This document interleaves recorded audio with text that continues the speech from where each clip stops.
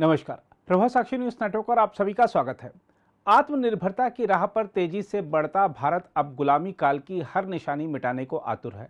अंग्रेज शासन काल में बने कानून बदले जा रहे हैं। गुलामी के प्रतीक चिन्हों की जगह भारतीय संस्कृति, सभ्यता और इतिहास के प्रतीक अब हर जगह दिखने लगे हैं। यही नहीं, अंग्रेजों द्वारा बनाए गए संसद भवन की जगह भारत को खुद का बनाया हुआ अत्याधुनिक संसद भवन भी मिल गया है। साथ ही कुछ लोग तो यह भी मांग कर रहे हैं कि भारत के नाम से इंडिया हटाया जाए, क्योंकि यह नाम अंग्रेजों ने दिया था। यह मांग करने वालों का कहना है कि देश को उसके असली और प्राचीन नाम भारत से ही बुलाया जाए। अब इससे भी आगे जाते हुए प्रधानमंत्री की आर्थिक सलाहकार परिषद के अध्यक्ष विवेक देबरॉय ने अपने हालिया आलेख में संविधान को एक तरह से नए सिरे से लिखे जाने की वकालत कर डाली है, जिस पर राजनीतिक विवाद खड़ा हो गया है। आपको बता दें कि अपने आलेख में विवेक देबरॉय ने लिखा है, हमारा मौजूदा संविधान काफ़ी हद तक 1935 के भारत शासन अधिनियम पर आधारित है। इस तरह से यह औपनिवेशिक विरासत भी है। उन्होंने लिखा है कि साल 2002 में संविधान की समीक्षा के लिए गठित एक आयोग की रिपोर्ट आई थी, लेकिन यह पूरे मन से किया गया प्रयास नहीं था। अपने आलेख में विवेक देबरॉय कहते हैं कि कानून सुधार के कई पहलुओं की तरह यहाँ और वहाँ कोई बदलाव काम नहीं करेगा। हमें पहले सिद्धांत से शुरुआत करनी चाहिए, जैसा संविधान सभा की बहसों में शामिल है। उन्होंने अपने आलेख में सवाल किया है कि भारत को 2047 के लिए किस संविधान की जरूरत है। देबरॉय ने कहा, हम जो भी चर्चा करते हैं उसका अधिकांश हिस्सा संविधान के साथ शुरू और समाप्त होता है।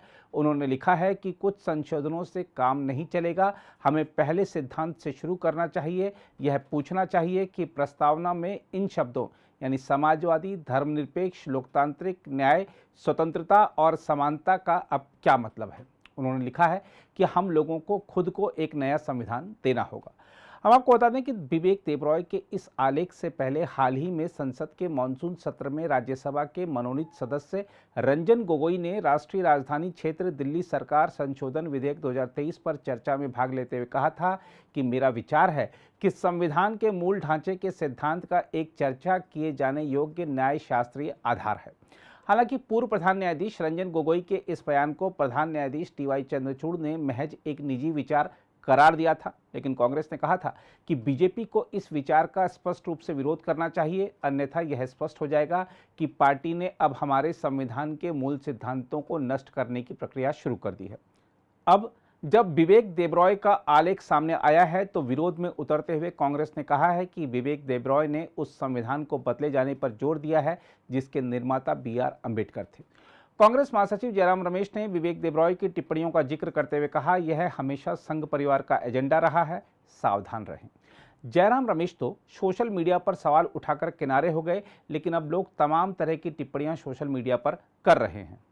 बहरहाल देखा जाए तो सभी को यह समझने की जरूरत है कि विवेक देबरॉय या किसी अन्य व्यक्ति के विचार व्यक्त करने से देश का संविधान नहीं बदल जाएगा। जब देश की जनता चाहेगी तभी कोई सरकार संविधान को बदलने की हिम्मत दिखा पाएगी। इसमें कोई दो राय नहीं कि हम सभी भारतीयों के लिए हमारा संविधान ही सबसे बड़ा ग्रंथ है, सबसे बड़ा पथ प्रदर्शक है और यहाँ तक कि जीवन जीने का आधार भी है। भारत के संविधान में हर भारतीय की गहरी आस्था और सम्मान है। हमारे पड़ोसी देशों में लोकतंत्र मखौल बनकर रह गया और दुनिया के बड़े से बड़े देशों का भी लोकतंत्र खतरे में पड़ गया, लेकिन यह हमारे संविधान की ताकत ही है कि भारतीय लोकतंत्र का कोई बाल भी बांका नहीं कर सका। धुर विरोधी पार्टी के जीतने पर भी हमारे यहाँ सत्ता हस्तांतरण में 5 मिनट की भी देरी कभी नहीं हुई।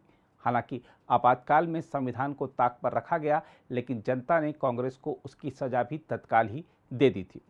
लेकिन दुनिया भर की तमाम खासियतों के बावजूद हमें इन प्रश्नों के उत्तर जरा खुद से पूछकर देखने चाहिए। पहला, क्या देश और समय की आवश्यकताओं के हिसाब से संविधान में संशोधन या उसका पुनर्लेखन नहीं किया जाना चाहिए?